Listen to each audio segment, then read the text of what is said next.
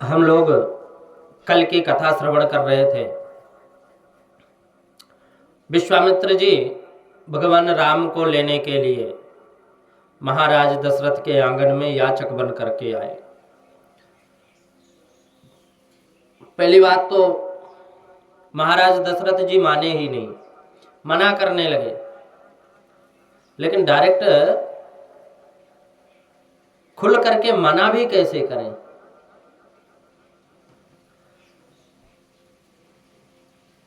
दशरथ जी महाराज कहते हैं कि मेरे चारों पुत्र मेरे प्राण जैसे हैं, बहुत प्यारे हैं, और उनमें राम जी तो अति प्यारे हैं। राम जी बिल्कुल शांत स्वभाव है उनका।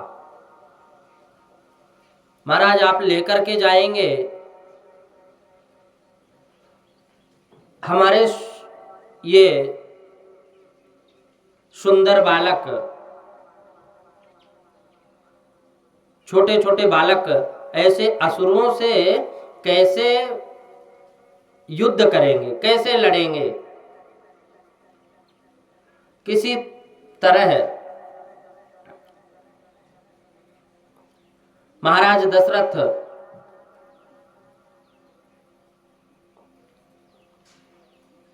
अपने गुरुदेव भगवान की आज्ञा के अनुसार विश्वामित्र जी के साथ जाने के लिए तैयार हुए कि ठीक है, गुरुदेव यदि बोल रहे हैं तो फिर मैं भेज देता हूं। राम जी को बुलाए, राम जी आ गए, और राम जी के आने के बाद राम जी ने विश्वामित्र ऋषि से कहा कि इस जीवन का कोई भरोसा नहीं है, ये देह क्षणभंगुर है, अनित्य है। फिर भी मनुष्य ऐसा समझ बैठता है कि शरीर ही आत्मा है, मैं ही शरीर हूं। मनुष्य अस्थिर है और अपने अस्थिर आयु को पकड़ के रखने की इच्छा करता है कि मैं अपनी आयु को पकड़ कर रखूं, लेकिन ऐसा संभव नहीं है। नित्य स्वरूप आत्मा पर दृष्टिपात करता नहीं, और इससे अंत में फिर दुखी होता है। भारो विवेकिनः शास्त्रम भारो ज्ञानम चरागिणः अशान्तस्य मनो भारो भारो नात्मविदो वपुः। विषयों में जिसको आसक्ति है,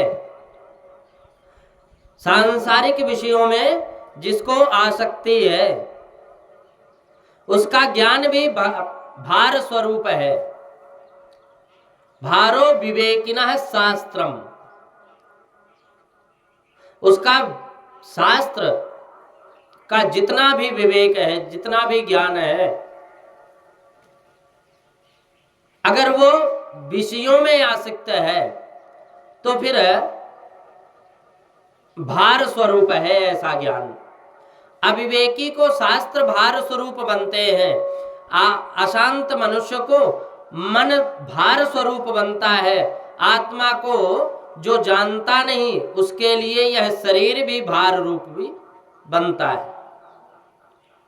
अशांतस्य मनोभारो भारो नात्म विदो वपु।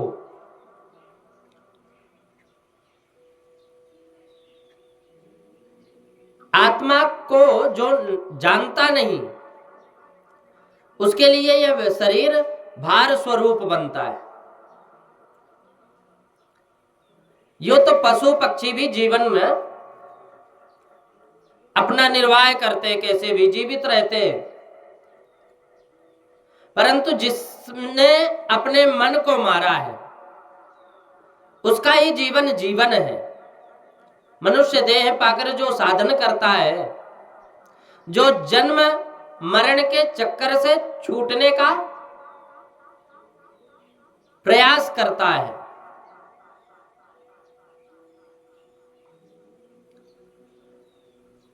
जो पुरुषार्थ करता है, उसका जीवन सफल है। काल तो मनुष्य के पीछे पड़ा हुआ है। भोग ने अनेक रोग है भोग से। देखो, भयंकर रोग मनुष्य के शरीर को निरंतर चूसा करते हैं। बिल्ली जिस प्रकार चूहे को निगल जाने की लिए तार करती है ना, कोशिश करती है, ध्यान रखती है, उसी प्रकार काल भी मनुष्य को निगल जाने की हमेशा ताका करता है, इंतजार करता है। काल दुख देता है। काल जवानी को गलाकर वृद्धावस्था में डाल देता है। काल अंत में मृत्यु देता है। दुखपूर्ण अस्थिर क्षण भंगुर मृत्यु के पात्र के समान यह देह अत्यंत तुच्छ है। इसके जैसा तुच्छ जगत में दूसरा कोई है ही नहीं।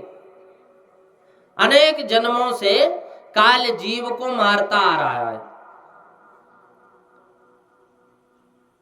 और काल पकड़ता है, तब उसकी पकड़ से कोई छुड़ा नहीं सकता। पत्नी, पुत्र, सगे संबंधी कोई भी काल से नहीं छुड़ा सकते। फिर काल की पकड़ से मनुष्य को बचा नहीं सकते। फिर काल की पकड़ से वही छूटता है जिसे ब्रह्म ज्ञान है, जिसे परमात्मा के दर्शन हो जाते हैं। राम जी अपनी उदारता की बात दशरथ महाराज से करते हुए कहने लगे कि पिताजी, इस मनुष्य देह में क्या है? मांस, स्नायु, हड्डियां, इन्हीं से तो भरा हुआ है। घने छिद्रों वाले इस शरीर रूपी ढोल में मनुष्य बिल्ली की तरह घुसा बैठा है और इस देह में अंतड़ियां हैं। इनमें असंख्य नाड़ियां हैं। नाड़ियों की भूल भुलैया है। मनुष्य देह अनेक विकारों से भरपूर है, दुर्गंध युक्त है और अंत में मृत्यु के सुख में चली जाती है। यह देह की मलपिंडी ही है। अशारो नास्तैव पदार्थो भुवनत्रय। ये असार है। ये देह अधिक सारहीन और सकाम पदार्थ इन तीनों लोकों में दूसरा एक भी नहीं है। फिर राम जी कहते हैं कि यह देह दुख रूप है। पदार्थो भुवनत्रय, नाकाम पदार्थ है ये। इसका कोई मतलब नहीं है यदि संसार में रह करके और फिर सांसारिक बन गए। केवल दुख के लिए ही है ये। अनेक वासना विकार रूपी जहरीले सर्प इनमें निवास करते हैं। मन इंद्रियों विषयों में आसक्त है। अनेक प्रकार की चिंता रोगों का धाम रूप है। बाहर और भीतर रक्त तथा मांस से भरी हुई नस, ये नाश को प्राप्त होने के स्वभाव वाली इस काया में रमणीयता वाली क्या वस्तु है? रमण करने वाली है ये शरीर में कौन सी ऐसी वस्तु है? पालन पोषण कर बड़ा कर किया हुआ, यत्न करके जलाया हुआ यह शरीर मरने के बाद जीव के साथ जाता नहीं। और फिर ऐसे कृतघ्न शरीर के ऊपर आस्था किस प्रकार रखी जा सकती है। बारंबार सुख दुख का अनुभव करने पर भी देह में ज्ञान नहीं आता। यह देह अज्ञान से ही भरा हुआ है। ऐश्वर्य, वैभव, सत्ता, लक्ष्मी इसको अविनाशी बना सकते नहीं। संपत्ति, राज, वैभव, सुंदर शरीर इत्यादि का प्रयोजन है, इसका क्या लाभ है? अल्प समय में, थोड़े समय में ही काल इन सब का विनाश कर देता है। कोई भोगी हो अथवा दरिद्री हो, देह दोनों का समान है, दोनों ही मर जाते हैं। ये देह गुण अवगुण के ज्ञान से विहीन है। यह शरीर जलाने के ही काम के लायक है, लकड़ियों से कुछ भी अधिक नहीं है। ऐसी अनेक लकड़ियां संसार समुद्र में तैरा करती हैं, उसमें कितनी ही लकड़ियां मनुष्य के नाम से जानी जाती हैं। एक भक्त ने शंकर दादा से पूछा कि महाराज, तुम शरीर पर भस्म किस लिए लगाते हो? भगवान भोलेनाथ ने कहा कि यह शरीर भस्म बनता है। भस्म धारण करके शिवजी संसार को ज्ञान देते हैं। तुम शरीर को बहुत लाड लड़ाते हो। शरीर सुख तुम्हारा सुख है ऐसा मानते हो, परंतु शरीर तो चिता की राख है। यह एक न एक दिन श्मशान में जाना ही है इसको। परंतु तुम मनुष्य को लज्जा नहीं आती, वह शरीर का बहुत लाड़ लड़ाता है, भोग भोगा करता है। विषय भोग कीचड़ में भरे हुए घड़े के समान है। इसमें यह मनुष्य देह डूबा रहता है। अल्प समय में, थोड़े समय में ही वह जर्जित हो जाता है, दुर्दशा को प्राप्त कर मृत्यु की शरण में चला जाता है, भस्मीभूत हो जाता है, भस्मीभूत हो जाता है। शरीर नष्ट ही हो जाता है, फिर भस्मीभूत होता है। कहते हैं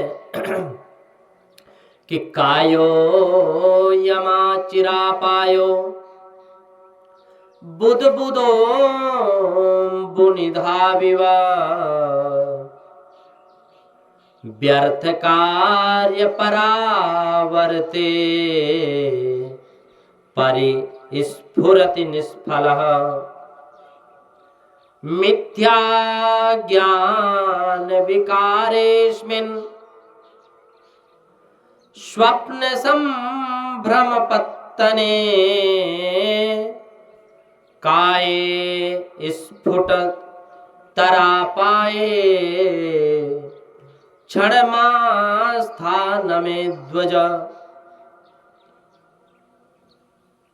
बुलबुला जैसे समुद्र में उत्पन्न होकर देखते देखते ही नाश को प्राप्त हो जाता है। पानी में बुलबुला उत्पन्न होता है और जैसे उत्पन्न होकर फिर देखते देखते नष्ट भी हो जाता है, उसी प्रकार यह शरीर भी उत्पन्न होकर पल भर में नाश को प्राप्त हो जाता है। व्यर्थ कार्य परावर्ते परिस्फुरति निष्फलः, यह निष्फल हो जाता है।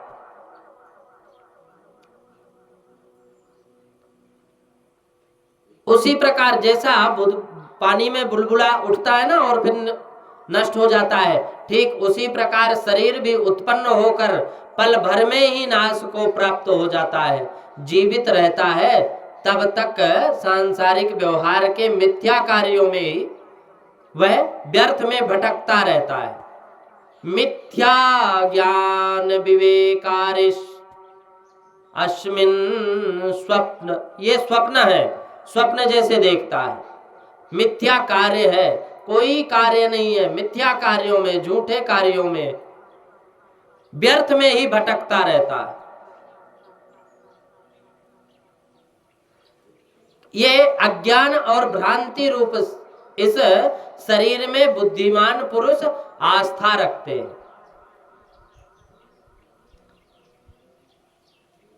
क्षणमास्था न में ध्वजा, आस्था रखते हैं कौन? ध्वज। ध्वज मतलब विद्वान लोग। शरीर वासना रूप है, वासना के आधार पर ही यह रहता है। स्त्री पुरुष भाई मित्र सब वासना रूप है, सब परस्पर की वासना पर के बल पर टिके हुए हैं। सत्य तो यह है कि ना कोई स्त्री है, ना कोई पुत्र है, ना कोई भाई है, ना कोई मित्र है। वासना का क्षय ब्रह्म ज्ञान के द्वारा होता है। मैं देह नहीं, मैं पुरुष नहीं है, ये मेरी देह नहीं, ऐसा जिसके समझ में आ जाता है वह महापुरुष शांति प्राप्त करता है, और ऐसा महापुरुष उत्तम पुरुष है। देह की प्रत्येक अवस्था सुख दुखमय है। बालक आसक्ति और न बोलने के कारण लाचार है। आसक्ति है और ना बोलने के कारण लाचार है। बालक को बहुत सताते हैं लोग, अनेक प्रकार की चिंताएं भय बाल हृदय को पीड़ित करते हैं। बालक ने घोर अज्ञान करता है। बाल्यावस्था में विवेक न होने से जीव को बहुत कष्ट होता है। इसका मन अव्यवस्थित रहता है, एक जगह नहीं रहता, अनेक 10 गुना चंचल होता है मन। अनेक निष्फल मनोरथ इसको तपाते हैं, दुख देते हैं। नित्य नए नए मनवांछित पदार्थ ना मिले तो इसे असह्य लगता है। बाल्यावस्था में शांति कहाँ? बाल्यावस्था में शिक्षा प्राप्त करने के लिए ही है बाल्यावस्था। तो जवानी में काम मनुष्य की छाती पर बैठा रहता है। अनेक प्रकार के भोग भोगने से तथा भोगों का संकल्प करने से उसका मन अतिशय बिगड़ जाता है। फिर बुद्धि भी बिगड़ जाती है। जैसा खाए मन अन्न वैसा होवे मन, तो बुद्धि भी बिगड़ जाती है। अनेक प्रकार के मोह में वह फंस जाता है। यौवन असत्य है, यौवन असत्य है, फिर भी सत्य जैसे दिखता है कि ये सत्य है। उसी प्रकार थोड़े समय ठिकाने लग जाता है। फिर वो यौवन बाहर से सुखमय दिखता है, परंतु वास्तव में यह दुखमय है। यह क्षणिक है, पदार्थों में फंसाए रखता है और निरंतर असत्य चिंतन करता है। अज्ञान के कारण यौवन अंधकार छा जाता है। यौवन में मनुष्य तब अंधा हो जाता है। भगवान सदाशिव सर्वशक्तिमान है, महासमर्थ है, फिर भी इस अज्ञान रूपी अंधकार से डरते हैं। इसलिए ज्ञान रूपी चंद्रमा को उन्होंने धारण किया है। यौवन में मोह दुराचार कराता है, भ्रांति उत्पन्न कराता है, मोह उत्पन्न कराता, बुद्धि को भ्रमाता है, बुद्धि को भ्रमित करता है। स्त्री को पुरुष का और पुरुष का स्त्री का वियोग असह्य बनाता है। विरह में वह बहुत दुखी हो जाता है मनुष्य। पवित्र बुद्धि भी यौवन अपवित्र हो जाती है, अशुद्ध हो जाती है। चित्त की प्रवृत्तियां अत्यंत प्रबल बन जाती हैं और यौवन आदि व्याधि का घर है। यौवन मनुष्य को अमर्याद बनाता है, अमर्यादित कार्य कराता है, अमर्यादित भावना उत्पन्न करता है, अमर्यादित मार्ग में चलाता है। धर्म की मर्यादाओं को वह गिनता नहीं, बहुत प्रयत्नों से संग्रह किए हुए सद्गुण टल जाते हैं और अनेक दोष जागृत हो जाते हैं। यौवन मनोरथों को बढ़ाता है, राग द्वेष को बढ़ाता है, संताप बढ़ाता है, अशांति बढ़ाता है, मन को पागल बनाता है। ऐसी युवा अवस्था से तो प्रसन्न होता है लोग प्रसन्न होते हैं। युवावस्था वाले वह बुद्धि विहीन है, पशु के समान है, देह में जो सुखी मानते हैं, जो देह को ही सुख मानते हैं। देह के सुख में जो लवलीन रहता है वह पशु की अपेक्षा है। अरे कीड़ा की अपेक्षा भी कनिष्ठ है, छोटा है, कीड़ा भी छोटा लगता है। मनुष्य अज्ञान और अभिमान से यौवन में आसक्त है और पीछे बाद में फिर पछताता है,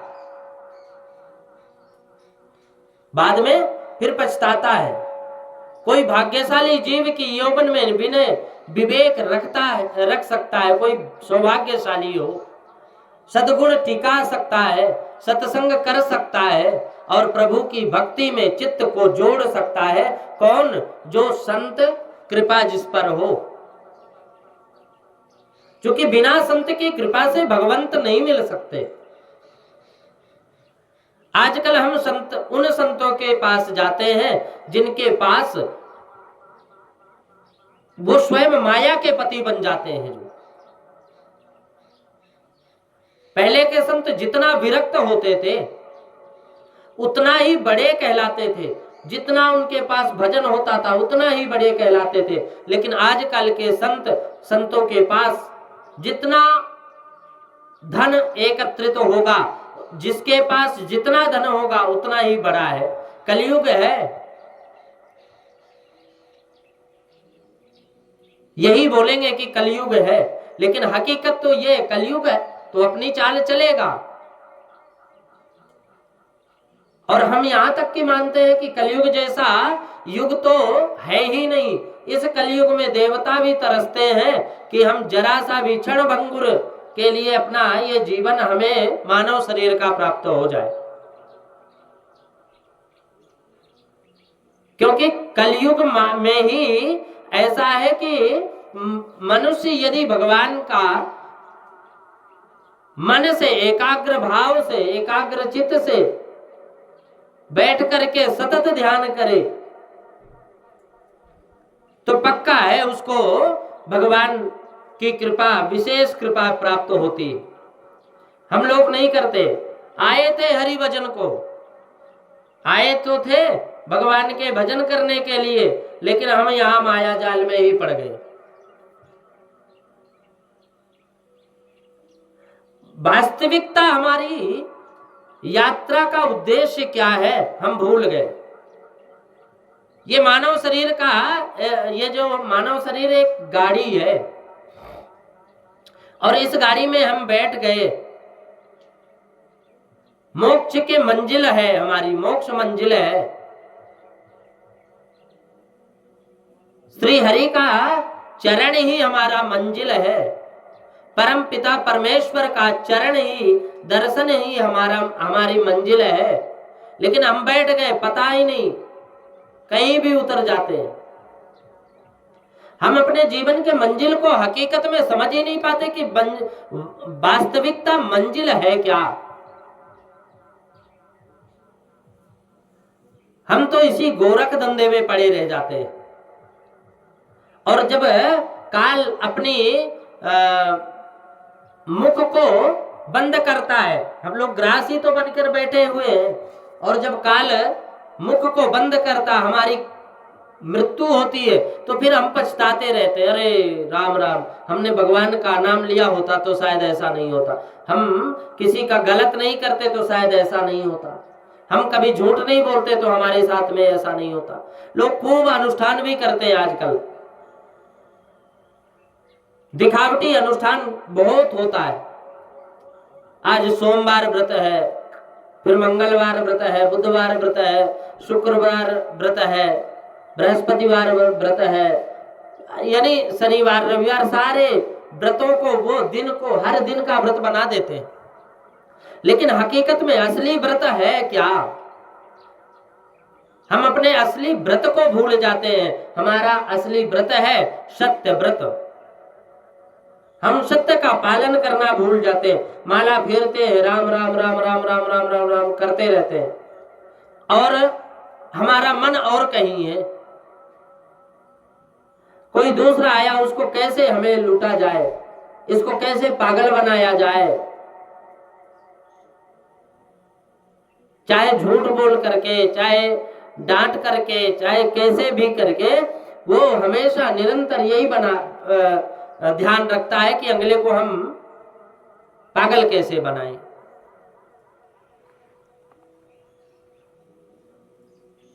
और जब जाता है तब समझ में आता, अरे राम, हमने बहुत गलत कर दिया। फिर पछताए होते क्या जब चिड़िया चुग गई खेत।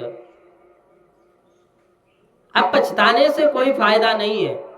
पछताना तो था तब जब समय था, समय निकल गया, अब क्या करोगे? स्त्री पुरुष शरीर में, स्त्री में पुरुष शरीर में लुभाते हैं। स्त्री शरीर में क्या सुंदर है, यह तो मांस मज्जा की एक पुतली है, नाड़ी की हड्डियां पिंजरे हैं।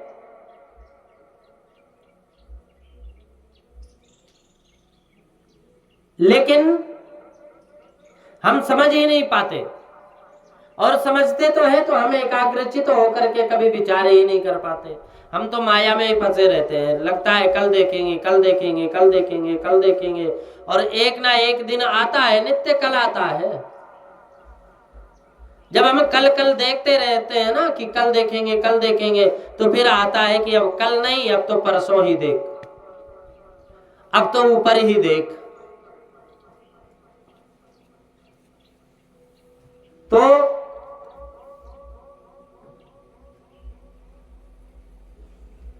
मोह के कारण वह रमणीय लगती है ये शरीर।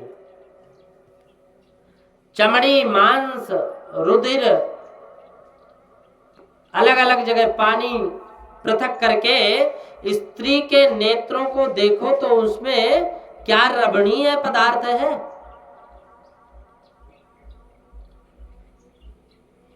मार्ग में हड्डी का टुकड़ा पड़ा हो तो वह बचकर चलते हैं वहां से। फिर भी इस देह से जो हड्डियों से बना हुआ है, मनुष्य प्रेम करता है,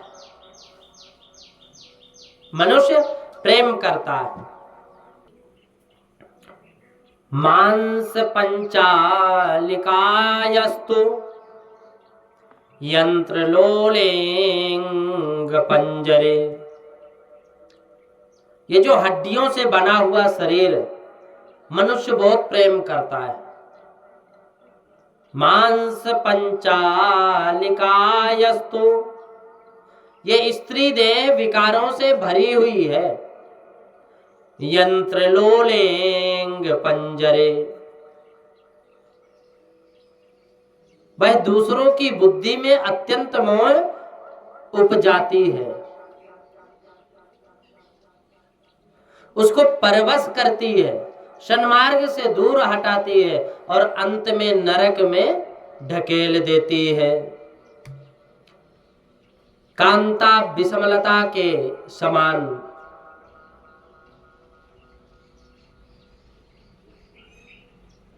विषय की पोटली है, अनेक दुखों के जन्म देने वाली है। विष रस भरा कनक बटु जैसे, स्त्री पुरुष को बंधन देने वाली कामदेव द्वारा फैलाया हुआ यह जाल है। कामदेव सुंदर स्त्रियों द्वारा कोमल मन को मत डालता है और कामिनी के पीछे काल होता ही है। तो स्त्री शरीर पुरुष को रोग, घबराहट और मृत्यु की ओर घसीट ले जाता है।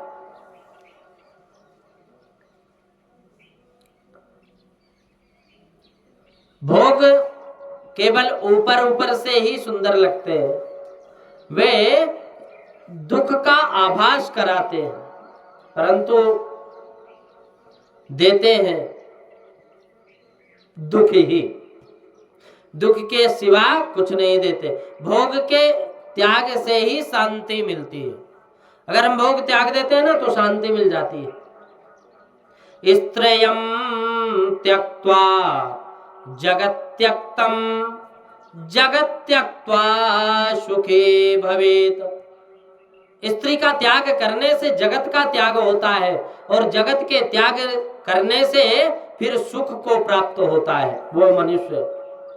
इसलिए मुझे भोगों में आसक्ति नहीं रही, मुझे तो परम आनंद की प्राप्ति करनी है। बाल्यावस्था की क्रीड़ा आदि की अभिलाषा पूरी हो, उससे पहले ही यौवन उसको निकल जाता है।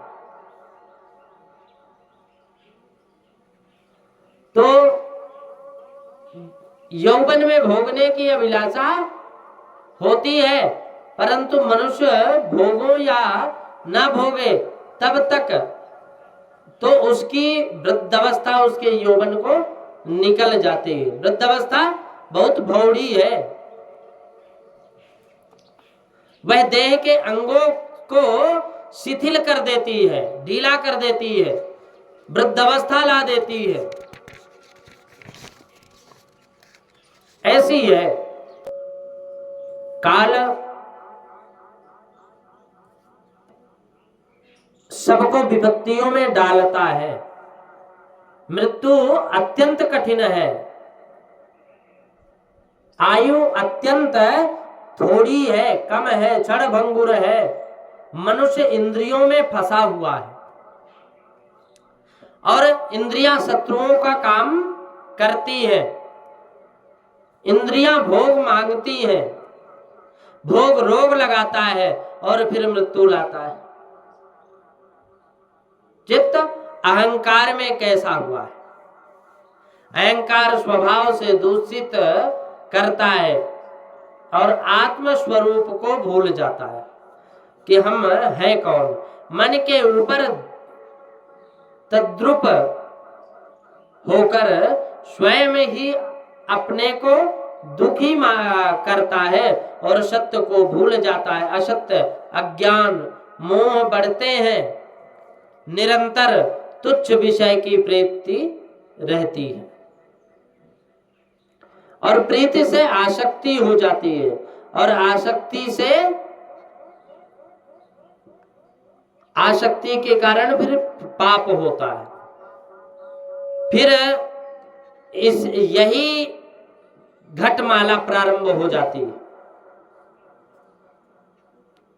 जगत में श्रेष्ठ गिनी जाने वाली मनुष्य योनि में भी जीवन कैसा है? राजा भर्तृहरि कहते हैं